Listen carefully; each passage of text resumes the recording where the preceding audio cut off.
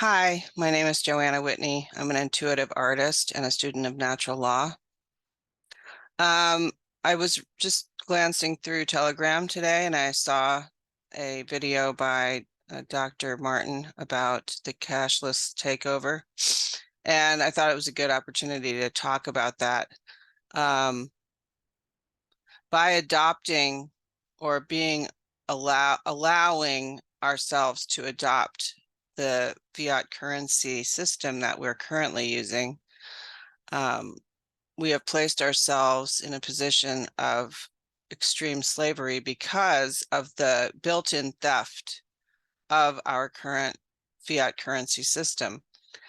I'm not sure everybody understands this. It definitely took me about 5 years to understand this completely by watching cartoon videos on YouTube and reading about the fiat currency system.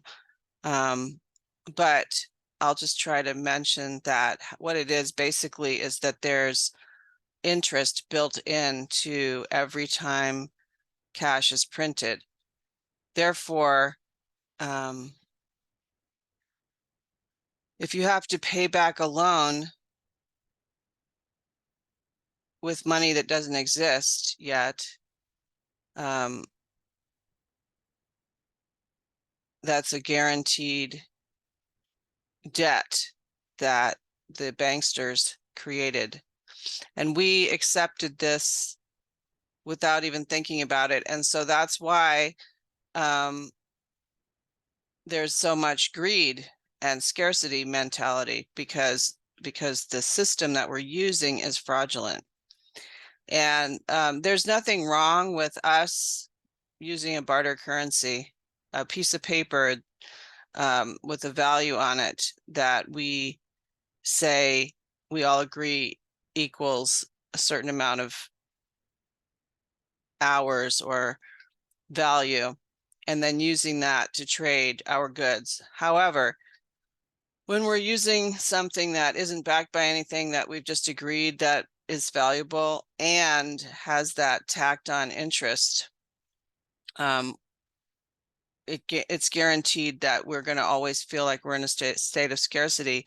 Even if we don't intellectually understand this, spiritually we understand it.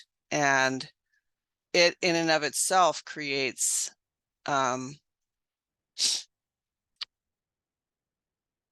slavery. And it makes us treat each other badly. It makes us inherently feel like there isn't enough and that we have to step on our brothers and sisters in order to get ahead. So that being said, now, of course, they're moving us towards the digital currency, which is even worse because then we're going to be tracked.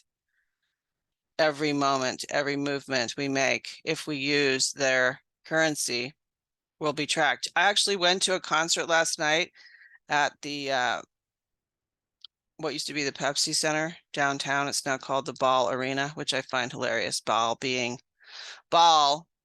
is the Babylonian Satan god that thrived on blood. Anyway, the Ball Arena, B-A-L-L, they would not accept cash. And there was all, of course we had to use digital tickets on our phone. So that was tracked. And then I wanted to buy a water for $5. And so I had to use my card to do that.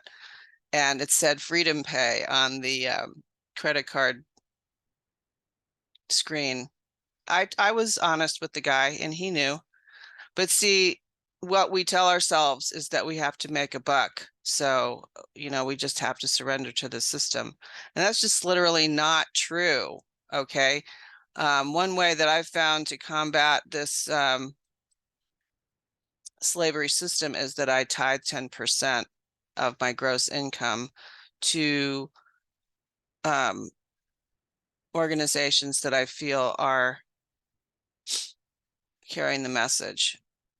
So every time I get a paycheck, I tithe 10% to like a lot of the Mustang rescues or the animal rescues, or also any of the things I use online like archive.org, or I have Linux, a Linux computer, so I tithe to LibreOffice or GIMP. All those software companies that are open source and their people are doing their work for voluntarily. So that keeps me out of the system because I give that tithe to the creator, basically.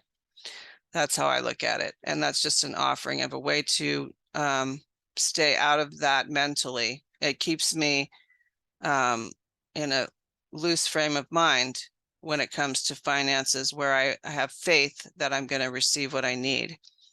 And it wasn't easy to do this. It was very difficult when I first started doing it, but now I have to do it, and I feel much freer as a result of doing that.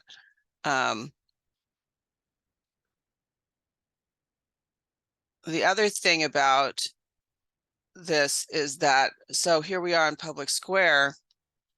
Well, this video is going to be posted on Public Square, and I'm going to offer 50% off all of my products on my website, intuitiveart.net, if people will send me cash through the mail for my products. And that's a daring statement. You know, we've been mentally bashed into believing that you can't send cash through the mail, but that's just utterly baloney. You can send cash through the mail, and it'll get there just fine. So also, I would accept money orders, but again, a money order is going to be tracked as well. And at this point where we're at, I think it's time to start to take a radical action towards barter, and be daring, and also just trust, take an action that's going to encourage people to think about our anonymity and what that actually means to us. I mean, I'm not saying that Federal Reserve notes are good, because they're not, because they're Federal Reserve notes. I mean, there's so much right there that I just said. The Federal Reserve is the banksters. It used to be a silver certificate that was backed by silver and gold. But, they just take these things away incrementally, and nobody notices. A handful of people notice. They jump up and down and scream and are labeled fanatics and conspiracy theorists. And then here we are at this point where we're using green pieces of paper to trade with that's not backed by anything, just by our agreement.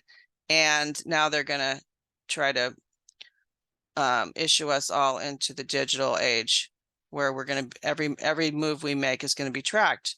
So we have this opportunity as patriots to create a barter system that we use with each other.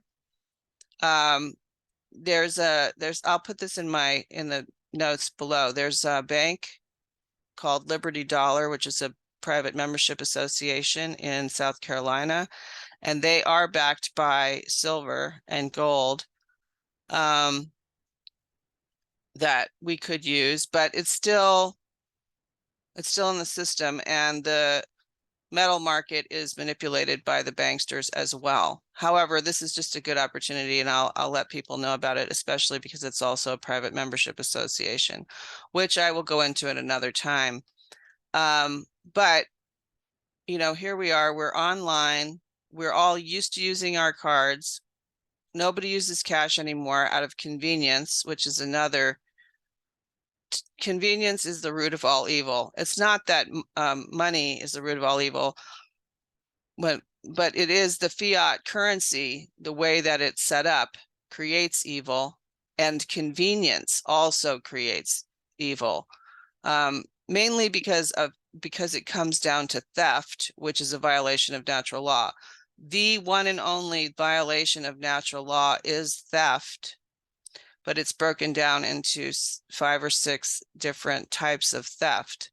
And in this case, the fiat currency system is theft because it guarantees that debt.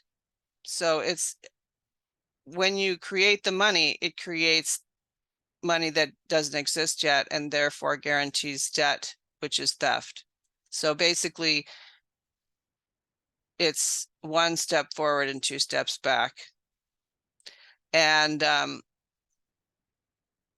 now they're going to be stealing not only our money, but they'll also be stealing our data. And we're agreeing to that. That's where we get into trouble, because we agree to this system and therefore we are participating in the system. And so I'm just saying I'm going to charge 50% of, yeah, 50% of my price if you send me cash through the mail. And you just will send me a note on my contact form or an email with, you know, and we'll discuss whatever it is that you want, and I'll give you my address and you can send me cash through the mail, and then I'll send you the product. Trust, it'll create trust.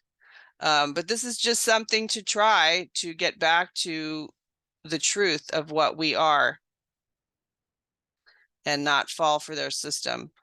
And it'll be a little less convenient. You'll have to confront your fears.